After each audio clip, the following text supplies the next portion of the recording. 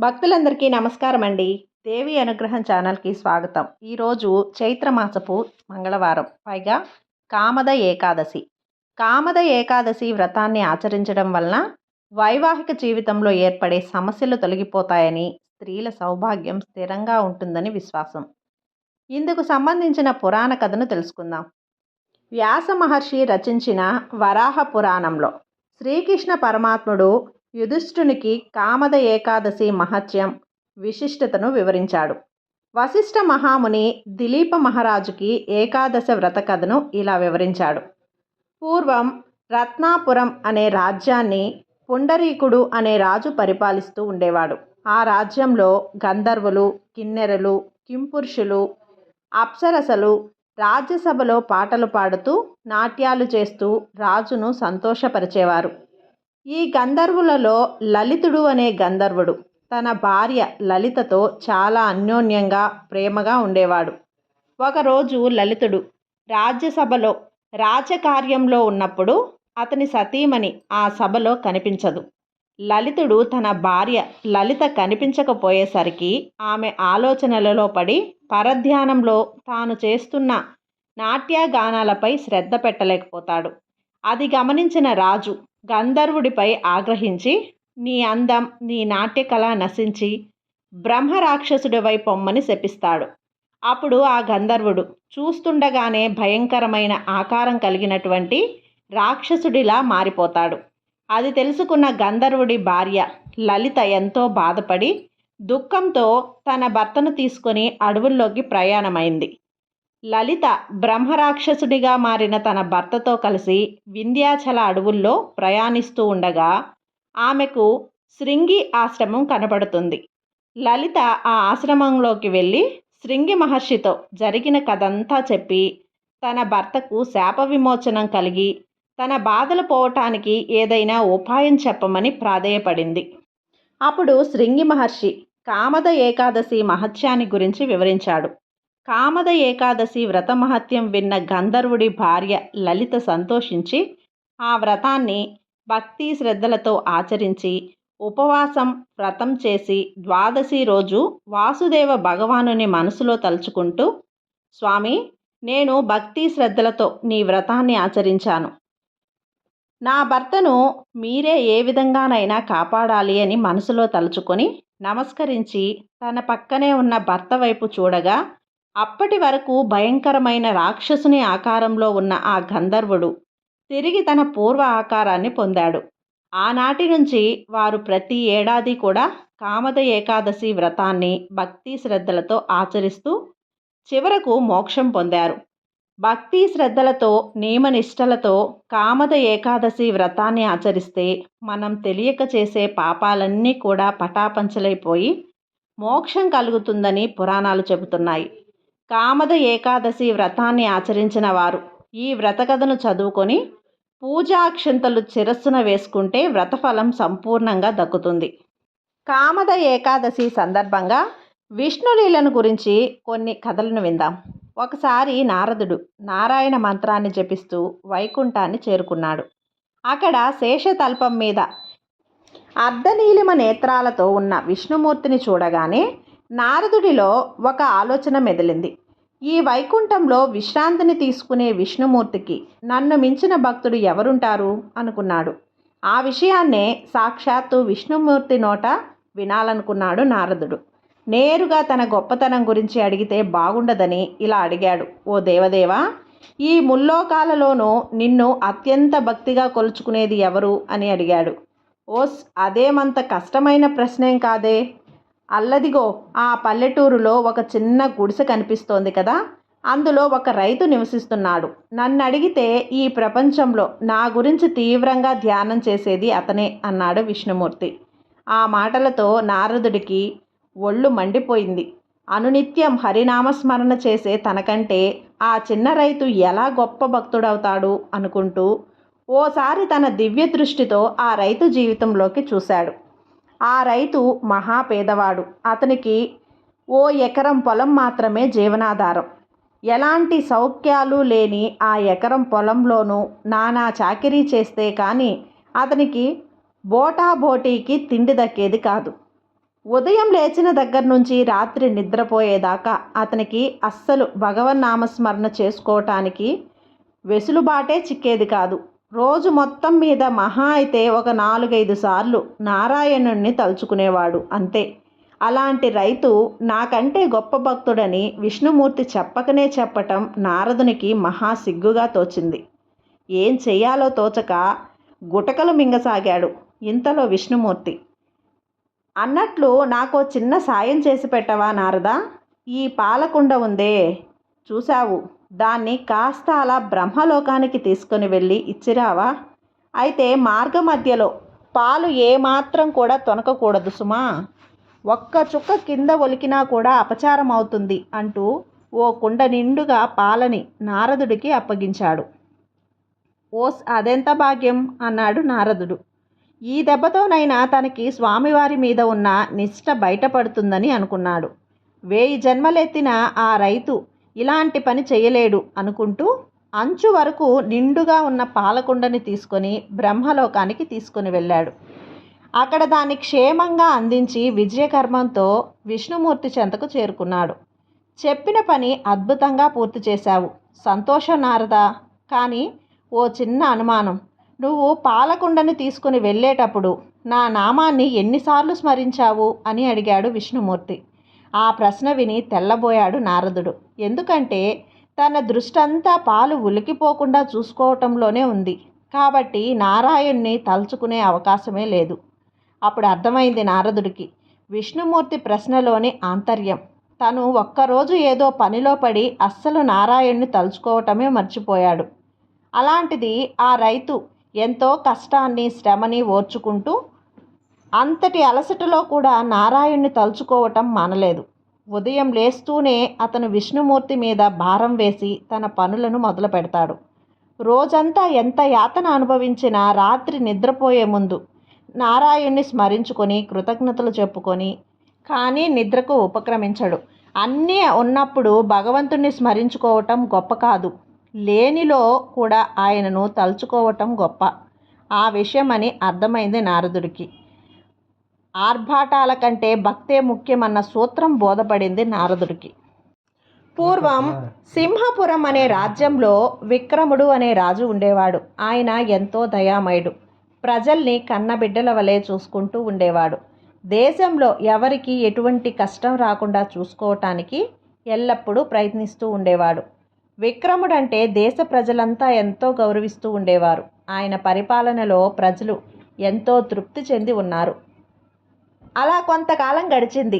రాజావారికి కొంత సంపద కలిగినా ఎన్ని రాజ్యాలు జయించినా సంతానం లేదు. ఆ విషయమే అతన్ని బాధ పెడుతూ వచ్చింది. ఆయన వివాహం జరిగి 15 ఏళ్ళు గడిచినా కూడా తన భార్య రత్నమంజరికి పిల్లలు కలగలేదు. అందుకు కారణం తెలుసుకునే ప్రయత్నంలో మంత్రి గారు ఒక సలహా చెప్పారు. మీ సమస్యకు పరిష్కారం సుదర్శన మహర్షి గారు చెప్పగలరు.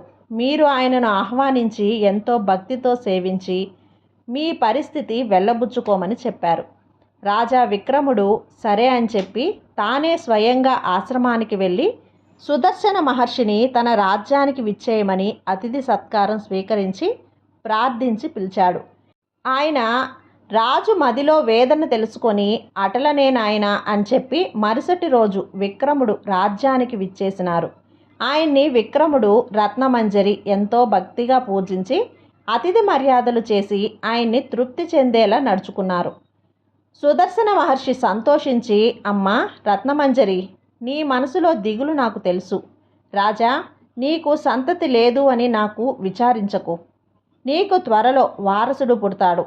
కాకుంటే వారి ఇరువురిది 1 ఏండ్ల వరకు పిల్లవానిచే ప్రతిరోజు ఒకరికి దానం ఇప్పించాలి. స్వర్ణ కంచములో పలహారాలు, పట్టు వస్త్రములు 100 వరహాలతో సహా దానం యాచించి ఆ వచ్చిన వారికి ఇవ్వాలి. అలా చేస్తే నీ కుమారుడు పుణ్యాత్ముడు అవుతాడు, నీ కీర్తి పెరుగుతుంది. ఇదిగో ఫలం, స్వీకరించి సంతోషించండి అని ఒక మామిడి పండు ఆ దంపతులకు అందించి ఆశీర్వదిస్తాడు. రాజా దంపతులు ఆయన పాదాలకి మొక్కి, ధన్యులము మునివర్య, దానమిది ఏముంది, తప్పకుండా చేయిస్తాము అని చెప్పుకున్నారు.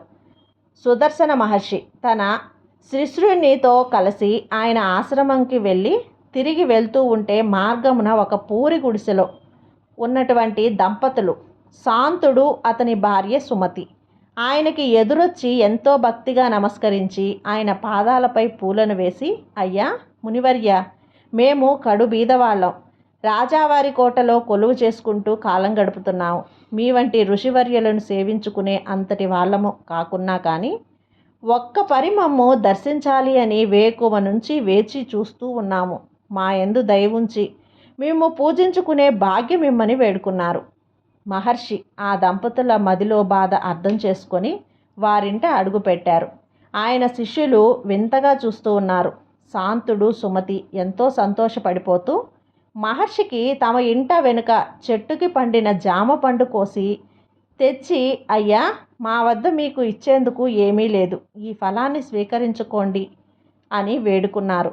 ఆయన నవ్వుతూ, ఆహా, ఎంతటి భక్తి మీలో ఉంది, దిగులు పడకండి, మీ పేదరికం నా సేవకు ఆటంకం కాదు, ఈ ఫలం సాక్షాత్తు ఆ ఈశ్వరుని ప్రసాదం అనుకుంటున్నాను అని ఫలం స్వీకరించి ఆ దంపతులను ఆశీర్వదించి, శీఘ్రమేవ సుపుత్ర ప్రాప్తిరస్తు శాంత, నీ తనయుడు మిక్కిలి నీతిమంతుడు అయి అతని కీర్తి లోకానికి చాటుకుంటాడు, త్వరలో మీ ఇంట వజ్రం లాంటి పసివాడు పుడతాడు అని ఆశీర్వదించాడు.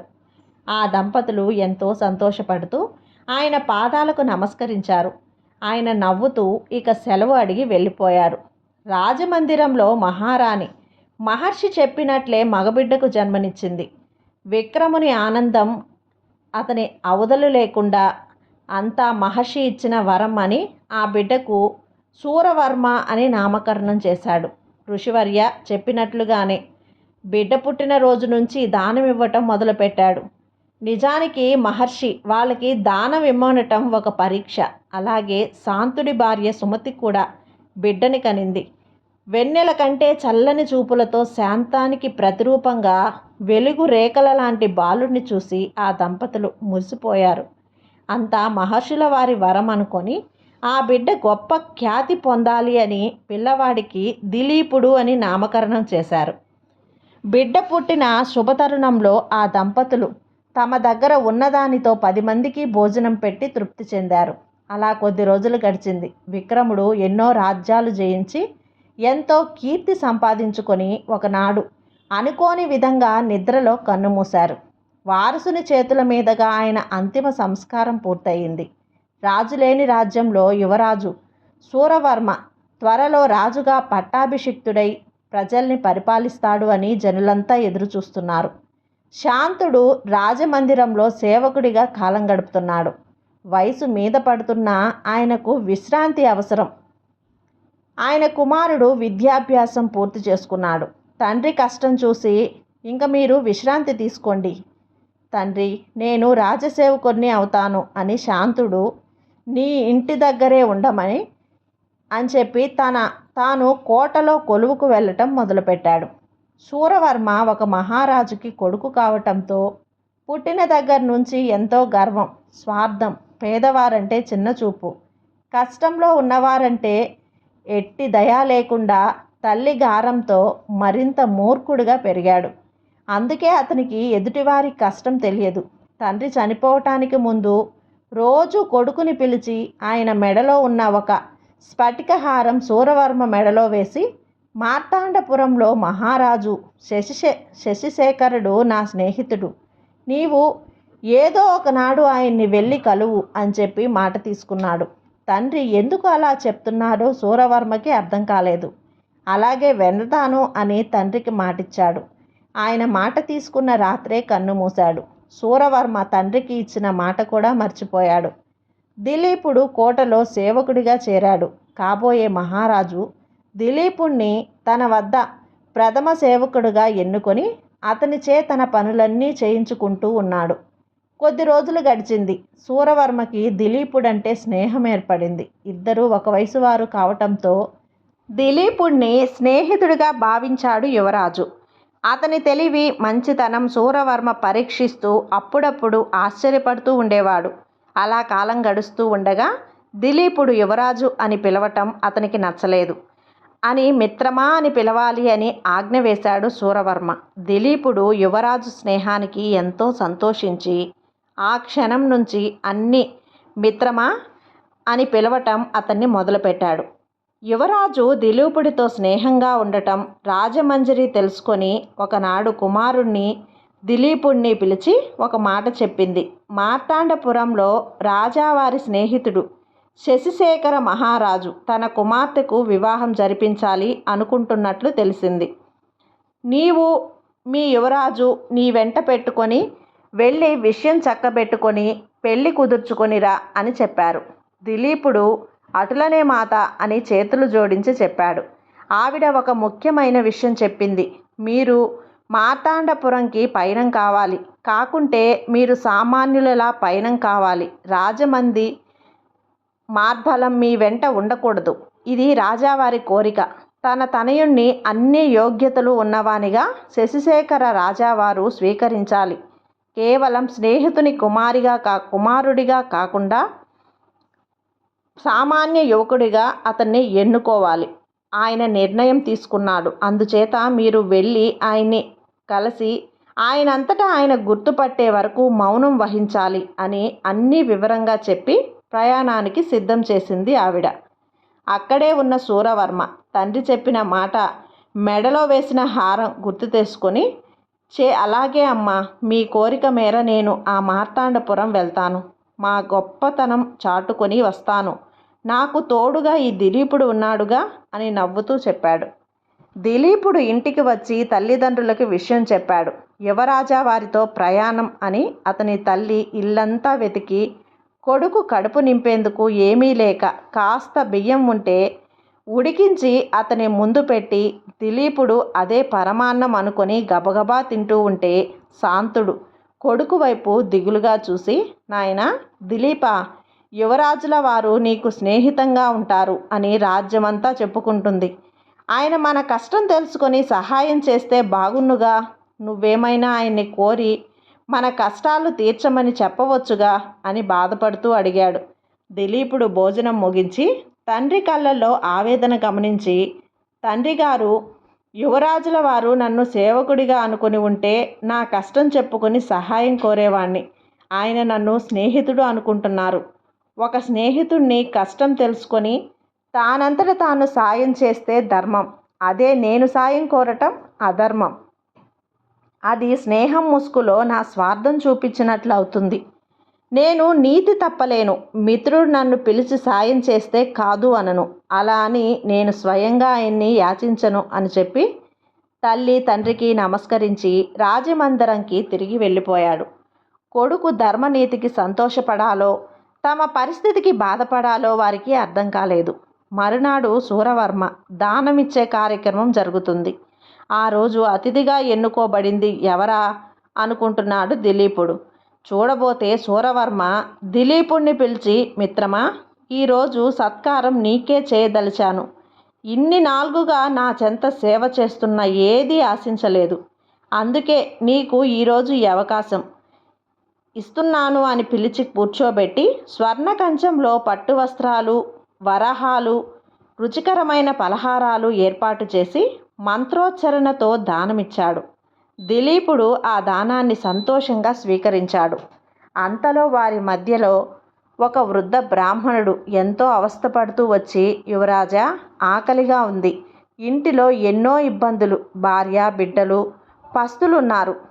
ఎన్నో అప్పులు వెంటాడుతున్నాయి. మీరు ఇచ్చే దానంతో నా కడుపు నిండుతుంది. ఆ దానంతో నా కుటుంబ బాధలు తొలగుతాయి అని వేడుకున్నాడు. శూరవర్మ విచారిస్తూ, అరెరే వృద్ధుడా, ఇప్పుడే నేను ఆ దానాన్ని వేరొకరికి ఇచ్చేశాను. సరే, రేపురా నీవు ఇదే సమయానికి రా, నేను దానం చేస్తాను. ఇవాల్టి దానం పూర్తయింది అని ఆ వృద్ధుణ్ణి ఆ పరిస్థితి అర్థం చేసుకోకుండా ఎంతో గర్వంగా అక్కడి నుంచి వెళ్ళిపోవాలి అనుకున్నాడు.